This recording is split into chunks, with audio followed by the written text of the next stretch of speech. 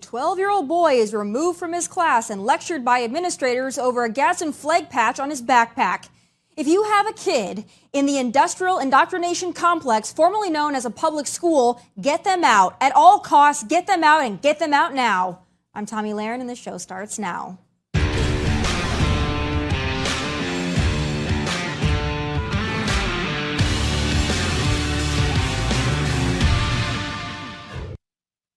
So I'm the proud product of the public school system, but schools these days and teachers these days, well, they aren't what they used to be. Educators have always tended to lean to the left. That was the case even in my very conservative and very red home state of South Dakota.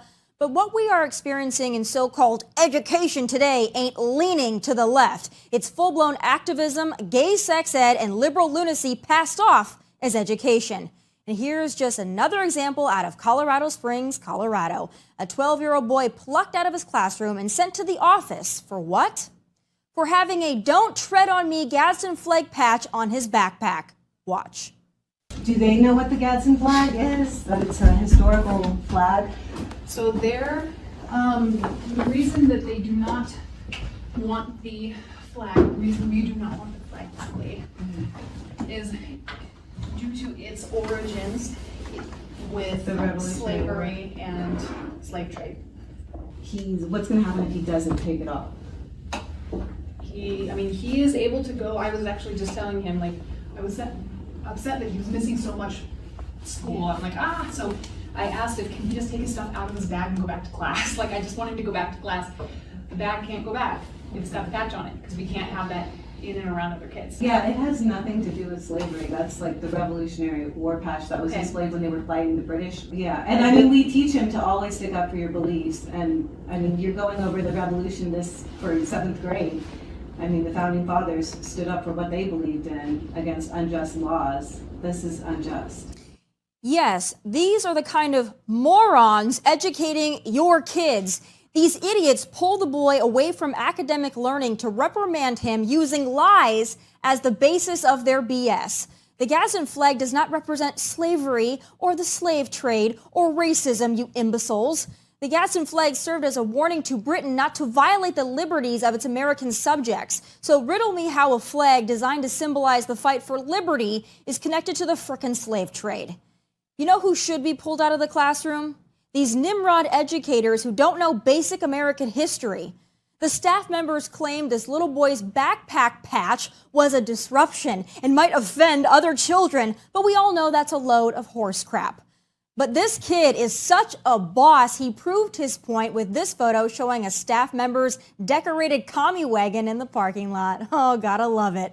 But we all know these liberal loser staff members wanted to punish the kid because that "Don't Tread on Me" flag has become a rallying symbol for conservative Americans who want the government to leave us the hell alone. They were punishing a conservative kid. That's what this amounts to. It's important to note the Vanguard School is a charter school. So is this what we've come to? The point where homeschooling or classical Christian schools are the only option for parents who don't want to send their kids to these liberal commie camps? It's a damn shame. But in a move I assume was brought on by wall-to-wall internet backlash, the Vanguard School has decided to let the boy keep his patch. Wow, how generous. Joining me now with his reaction to that story and more viral moments of the week is cultural commentator and writer for Rebel News, Miles Cheong. So Ian, that video of that little boy getting called to the office over his little "Don't Tread on Me" Gadsden flag patch obviously lit up the internet yesterday. I saw that you posted it. It was really a viral video. But I have to wonder, if nobody captured that on camera, I wonder if that Vanguard School would have reversed course. I wonder if they hadn't been blasted on social media, if they would have continued to punish this poor kid, and how many other kids that have anything somewhat patriotic, any kind of patriotic paraphernalia on their person or items. I wonder how many kids in the United States today and around the world are being treated like this by our educators. It's really something, isn't it? It really is. And I think countless children right now are being treated this way. There's no cameras in the room in most of these cases, so we just don't know. We might hear about it on social media. Maybe a parent complains about it. Maybe the kid takes to Discord or X, as Twitter's now called, to complain about it. But in general, I mean, a lot of this stuff just goes unheard. And I think we are fortunate, that child is very fortunate that there was a camera in the room at that point and that they were able to make a case out of it. And now keep in mind, this case isn't over, right? All it takes is one complaint from one other parent or one other child in the room. And, he's going to be facing suspension again, potentially. That's what's so wild to me is, that shouldn't be a divisive symbol. I could even understand if it was a Confederate flag or something like that, but simply having that flag, that's rooted in American history, and it's also rooted in liberty. That's fighting for liberty for all Americans. So to me, it feels like not only are these educators obviously coming down on what has become a conservative symbol, but also they just don't know basic American history, and I'm a little concerned about the education system in America. It's become far more like indoctrination. I'm wondering what you're seeing from where you are outside of the U.S. Is this a global problem? It is a global problem. So that symbol, right now, it's being used in Argentina to represent the libertarian and liberty movement over there. There's potentially a presidential candidate who may win, and he uses that symbol. So, this symbol is global. Everybody knows it. Everybody recognizes it. It's not a symbol of hate. It is not a symbol of racism or anything they like to call it. But somehow the concept of liberty has become synonymous with problematic because, it says here, don't tread on me. You'd think that anybody would be able to stand behind that statement, but no, they want to tread on you, and they will.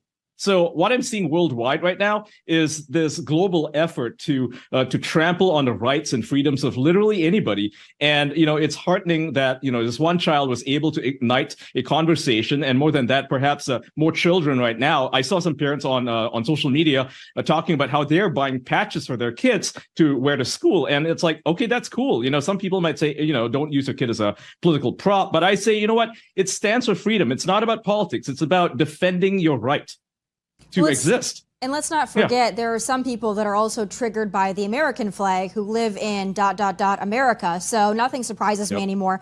But I'm going to tell you what is acceptable. Teaching all this gender ideology in schools. Now, this is an example out of Canada.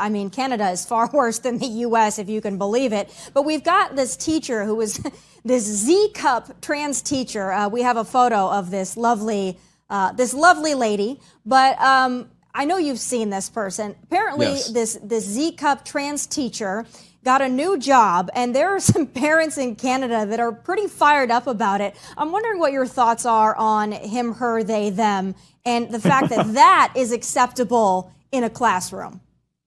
I think that the schools are simply afraid of all the pronoun brigade havers, right? The people with pronouns in their bios, they are socially terrorists, essentially, right? They have special protections that enable them to essentially do whatever they want. And often in these cases, it's not like this person is confused about their gender, that they're exploring it. No, they simply want to exploit the system. This is what they're there for. It's the same reason why 50% of men transgender men in prisons in Wisconsin, for example, are convicted felons who are in there for sex assault charges, rape charges.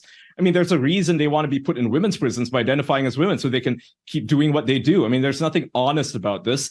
It's simply a way for them to, find some victim card, to play that victim card and receive special privileges from a society that is so weakened right now by liberalism, by wokeism, by this whole idea, this whole notion that tolerance is the highest virtue. In my opinion, and I think this should be the opinion of every reasonable person, truth is the highest virtue, not tolerance. Tolerance is simply the ability to tolerate this evil that we now see in society, and it's all across the world. Would somebody like this, like a Z-cup trans teacher that's walking around with these giant fake breasts and probably pushing some kind of gender ideology, would that be welcome in somewhere like Malaysia? I'm sure there's many places around the world where it wouldn't be. Tell me how the reaction would be from students and parents and educators if this were a thing where you were. I think it would be shocking. It's not like transgender people aren't here. They do exist, but they generally just keep to themselves. But the last time a transgender person tried to become an influencer, I believe it was on Instagram, there was a severe backlash. People were sending them threats. And now I don't endorse the threats, but, it wouldn't be welcome. Let's put it that way. The parents would want to have words with them. more than words, perhaps. Teachers, the students would pick on them. It's just not normal. And I think it's about time the whole world sees this. I mean, it's like we are told to question what we see. It's like, what is 2 + 2? Well, it's 4, but they're telling us it's 5. They're telling us it's 6. And that, if we say 4, then we're bigots. And I disagree with that. It's like some things, man and women are two completely separate genders. I mean, there's no two ways about it. This idea that there's multiple genders besides man and woman, the idea that you can pretend to be somebody that you're not, I mean, it's delusional, and we should stop feeding it. I agree. We have to stop coddling the madness, because when you coddle it, you allow it to metastasize and you allow it to become the norm. And I think that something that you said was very interesting, that there are trans people around the world, right? I don't have an issue with it. Yes. Do what you want. But in other countries and other places, they live their lives, they keep to themselves. They aren't demanding spotlight. Here in the U.S. and in other places in Canada, they're demanding spotlight. And that's where I think that it really rubs people the wrong way, especially when you have people like a Dylan Mulvaney who is trying to impersonate a woman by mocking women. It doesn't sit well with us. But the next thing I want to turn to is somebody who actually has biology and part of their commandments for running for president, and that's Vivek Ramaswamy. Now, I saw that you posted, and I found this very interesting. I'm going to play the clip. But it turns out that Vivek was very concerned back in, I believe it was 2004, about Reverend Al Sharpton having the qualifications to run for a Democratic nominee position. Let's take a look at that clip, and then let's discuss. Question here, go ahead.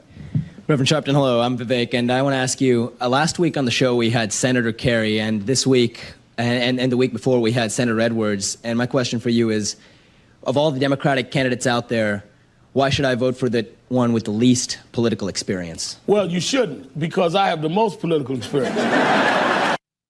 So, first of all, I'd like to say right off the bat, I like his hair better like that. I think he should return to that hairstyle. But beyond that, what's interesting is also on that college hardball MSNBC tour was one Pete Buttigieg. So I know that you posted it. How can this possibly happen? I mean, something seems a little odd. What do you think of it?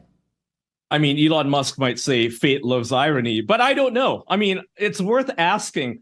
Why were they there? And it's like, you have these luminaries, like Pete Buttigieg is a luminary, so is Vivek, and they were both there at this event at MSNBC. And, there's a lot of people on my timeline who are saying, are they Democratic plants? I mean, I personally don't think so, but it's an interesting coincidence that this is the case, right? That they are both there. Maybe fate does love irony. Who knows? That could literally just be the case. What is your take on Vivek? Because, for me, it's evolved over time. When he first started, his campaign, I thought this is somebody that's very intelligent, obviously built businesses, somebody that I love having in the Republican fold, because I think that he speaks about important concepts and he speaks about them very eloquently. But as we've moved on, he's been caught several times kind of flip-flopping on certain things, and he's been caught doing it by not only conservative hosts, but liberal hosts, by social media. The internet never forgets. So it does kind of come off to me like he's either trying to play to the hits, or maybe he doesn't have the ideological framework that we think he has. What's your take on him? Is he genuine? I don't think he's entirely genuine. I do believe he believes he's genuine, but there are often times when he says things that simply contradict a statement that he made 2 months ago, 2 weeks ago, in a book that he had written. For instance, he condemned President Trump in his book, and now he's singing his praises, which is very interesting. He's clearly trying to court the audience, the MAGA audience, right? Just in case Trump is unable to run. I think that's what his game plan is. I mean, it's smart, but as you said, the internet doesn't forget. And with regard to some of his proposals, they just don't seem realistic, right? Like, he wants to turn Russia against China and for America to become best buddies with Russia.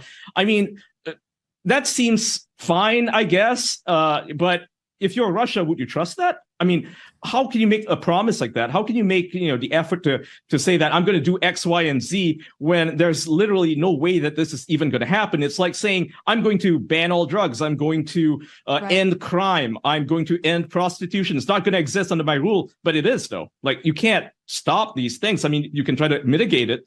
So the kind of promises that he's making right now, they seem a bit hollow, right? It's like, oh yeah, that sounds good on paper, but how is it going to be done? And again, as you mentioned, he doesn't have political experience. He doesn't have the any track record that I know of that that delivers. Like, for instance, with DeSantis, there's delivery there. With Trump, there is some delivery there. But with Vivek, his own company, his pharmaceutical company, bought a drug and it was a failure, and a lot of people lost their money. I don't know, if he knew that drug was going to be a failure, but I mean, the track record doesn't look too good from where I'm sitting, Yeah, and also, as you were talking, what it reminded me of is, when you're in the younger grades in school and you're running to be class president or something, and you tell your fellow classmates that if you're elected to be class president, that you're going to get them Oreos every day for lunch and ice cream machines in the hallways, and it sounds really good, even though it's never going to happen.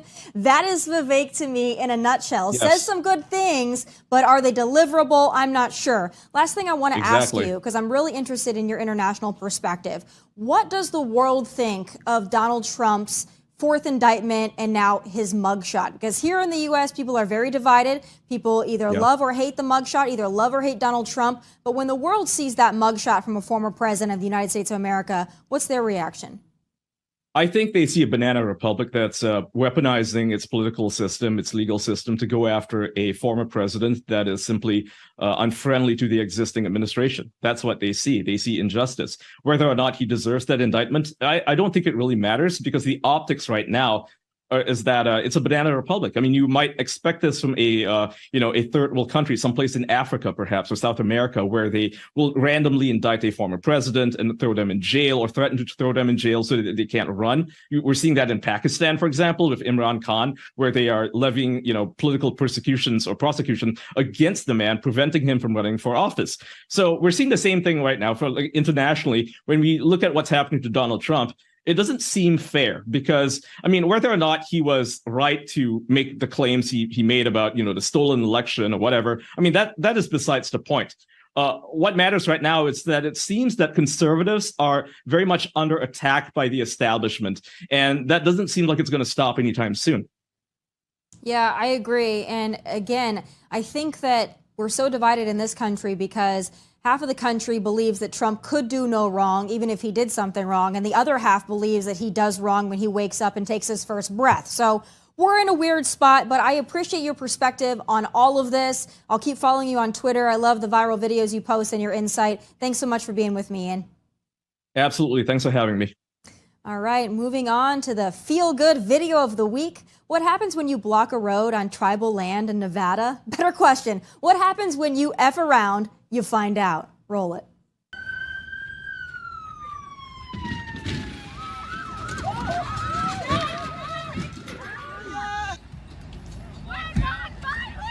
Get out now! Get out! On the ground! All of you on the ground now! Get on the ground! Get on the ground! And that is how you do it. Don't give these deranged granola nerds an inch. They claim to be blocking a major roadway to protest the Burning Man Festival and climate change in general, but we all know what it really was, a plea for attention and a symptom of the disease known as liberalism. That video, though, Christmas in August. In Nevada, it's Big Green Cult 0, Insanity 1. But the fight ain't over, and the Big Green Cult is coming for your basic household fixtures yet again. This time, your ceiling fans. Biden's Department of Energy is looking at changing the energy conservation standards for ceiling fans to combat climate change. How bold, how brave. These tree huggers tout that with these new requirements, Americans could save almost $17 whole over the lifespan of the fan for standard ceiling fan. Wow, what a savings. But kind of important to note, the conversion cost to meet the new standard is estimated at $107.2 million. The cost could cause as many as 30% of small ceiling fan manufacturers to go out of business. But that's just Bidenomics, baby. Here to discuss is author and energy expert Alex Epstein. All right, Alex, they are coming for the ceiling fans now. And, they are touting the $17 whole that people could save over the lifetime of the ceiling fan if they just enact these new energy standards. Because apparently, I didn't know this, but ceiling fans are, I guess, a major contributor to climate change and the apocalypse that is currently coming our way. Can you please break this down for me? Ceiling fans, public enemy number one, or not so much? It's obviously absurd. I think there's an interesting question of how did we get to this point? The Like, why are our lives being so micromanaged to the point where we're being dictated, here's exactly what ceiling fan you need to use? Because you would think common sense, well, I can judge the ceiling fan that's most cost effective for me, including the one that has the best amount of energy use. It's not true that we want to use as little energy as possible. We want to use as much energy as is beneficial. So often there's a trade-off between how little something energy, like how quote energy efficient something is, and how economically efficient it is. Because sometimes you have things that are very expensive, but more energy efficient. So this should obviously be up to us to decide. And this is actually true of all so-called energy efficiency. There's no reason whatsoever in any area of life for the government to dictate energy efficiency. Energy efficiency done properly is just part of economic efficiency, and we're incentivized to be economically efficient because that just means choosing things that are more cost effective. So we've gotten to a point where the government has this fascist totalitarian control over every aspect of our lives in the name of energy efficiency or some kind of efficiency.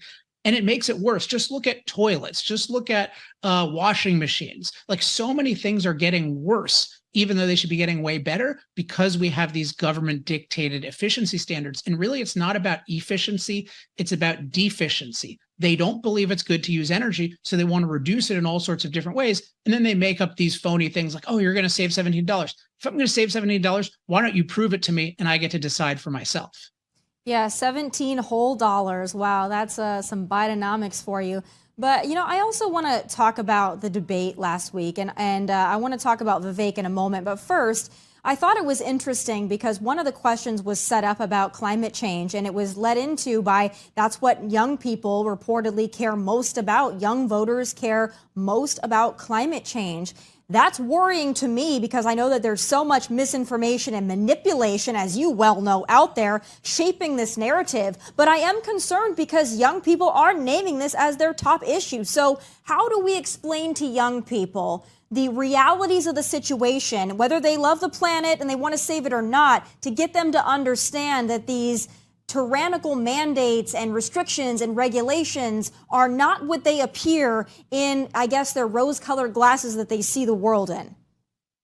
I think this is a really important question. Actually, I have a Substack, alexepstein.substack.com, which if people check out, it addresses this exactly. So I'll just give you a summary, which is when people are concerned about climate change, it's really being concerned about climate catastrophe.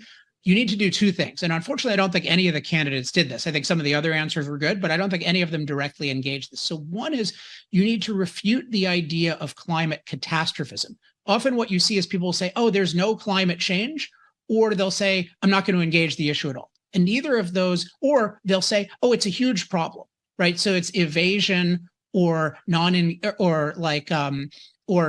addressing it. It's not the right way to do it, or conceding catastrophism. So you can explain, hey, there's a difference between climate impact or climate change on the one hand, which just means we have some impact on climate, with climate catastrophism, which means that we face a catastrophe that needs to be averted by rapidly reducing our CO2 emissions. And what you can show pretty easily is that we're actually safer than ever from climate, because whatever climate changes have occurred, our ability to master climate, so to deal with climate danger, has far outpaced that. And that's very related to fossil fuels, because fossil fuels power all the machines that allow us to irrigate and alleviate drought and build sturdy buildings and power storm warning systems, et cetera. So number one, refute the idea of climate catastrophism and actually show we're having an improvement in climate livability.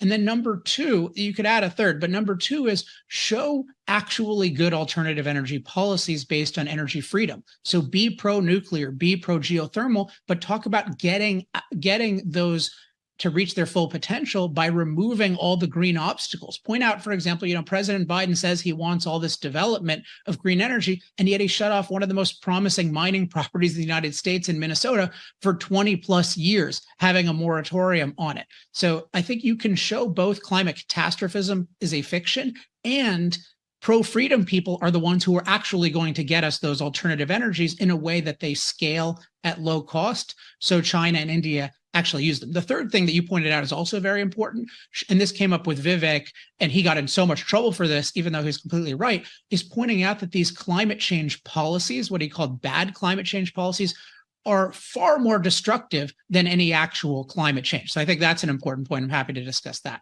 Yeah, we actually have that clip that you're referencing. So let's play it for those who haven't seen it, and then I want your take on it. Let's roll it. I can offer clear evidence that the number of climate disaster-related deaths is down by 98% over the last century. The number of people who died of hurricanes, tornadoes, heat waves, and other weather-related events in 1920, for every 100 that died then, 2 die today. And the reason why is more plentiful, abundant access to fossil fuels and technology powered by fossil fuels. Alex, it sounds like he's read your books. It sounds like he is well versed in all things Alex, because you've been telling me this for years. Yeah, he's definitely read the book. He's publicly talked about that, and I think he internalized it well. What preceded this, I found fascinating. It really shows how unscientific and dogmatic the climate catastrophe community is.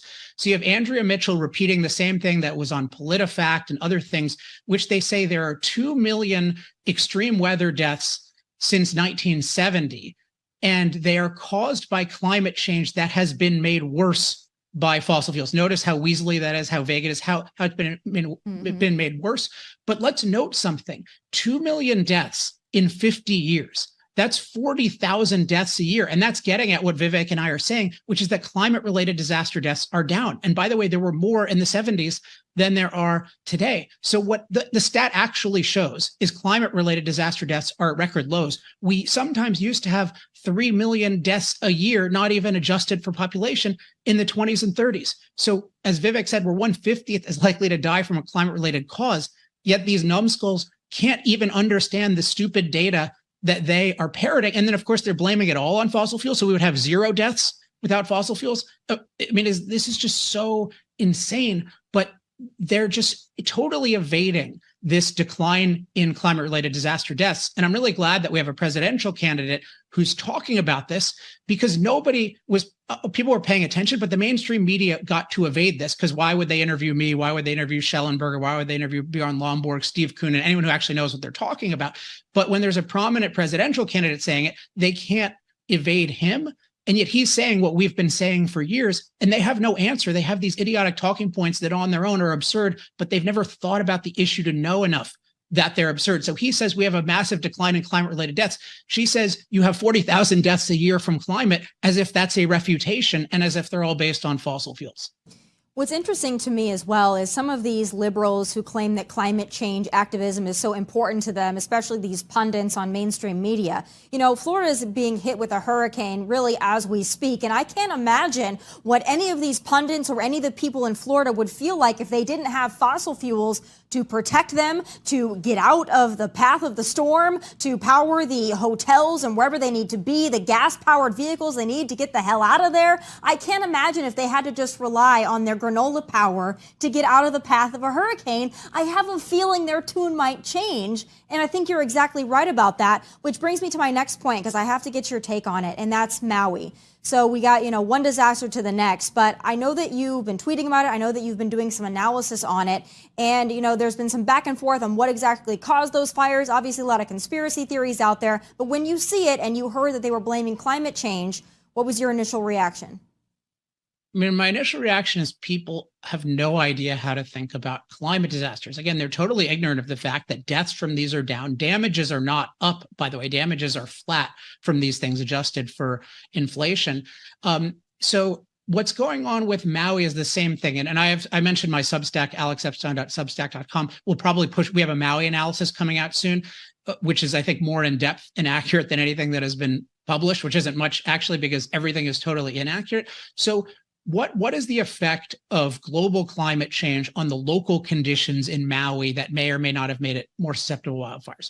We really have no idea. Anyone who claims to know this with specificity is a charlatan. What we do know is the thing that makes by far the biggest difference with dangerous wildfires is wildfire management. And above all, how do you manage the fuel load, which is the amount of fuel that you have that's actually burnable. So Hawaii is a place that has had, particularly Maui, has had a lot of kind of new invasive grasses as they got out of sugarcane production, which was irrigated. They have all this dry grass. And there were many, many people sounding the alarm. Hey, you need to do something about this. You actively need to manage it. But it wasn't a priority. If you look at their website, it's not on their website, but they talk about like being green and all this kind of stuff and saving wetlands. They're not worried about saving humans from wildfires. So all these proposals to actually deal with the problem were set aside. At the same time, they've been spending a fortune on green energy, which that takes money away both from wildfire management and from maintaining power lines, which are a crucial ignition source. And then they also mismanaged the water, and all the good water proposals were thrown out because they're so focused on being green. So it's really green policies make you terrible at managing wildfires, because green means don't impact things. But to manage wildfires, you need to impact a lot. So this is a total failure of green policies, and they're advocating green policies as the solution, which just means more expensive energy, less ability to deal with wildfires, and no learning from the experience. Yeah, you're exactly right about that. You know, we knew that they were going to blame climate change. So that's the easiest thing for uneducated people to do, is just spit out a talking point, or spit out something that seems like it encompasses all. You know, anytime you throw out climate change, people just go, oh, okay, that's it, and they move along, and they don't actually dig into the real issues, because that takes a little bit of work. But I'm so glad that you have always done that, giving us the truth. We always appreciate your take, Alex, and I hope everyone will check out your Substack and, of course, follow you on Twitter so they can combat the climate alarmists. Appreciate you as always. Thank you. And just when people say climate change is responsible, just imagine if they said witches are responsible, because it's just about as plausible that there's one evil in the world that is responsible for everything bad. And thanks for giving me the opportunity to share the truth on your shows over the years. Well, if there is a witch responsible, I think her name is Hillary Clinton, but that's a discussion for another day. Thanks so much, Alex. Thank you. All right. Did you know that Gavin Newsom's California is funneling millions in taxpayer dollars into a nonprofit that pushes invent your own gender ideology on school children? Well, you're about to learn all about it, because it's time for Final Thoughts.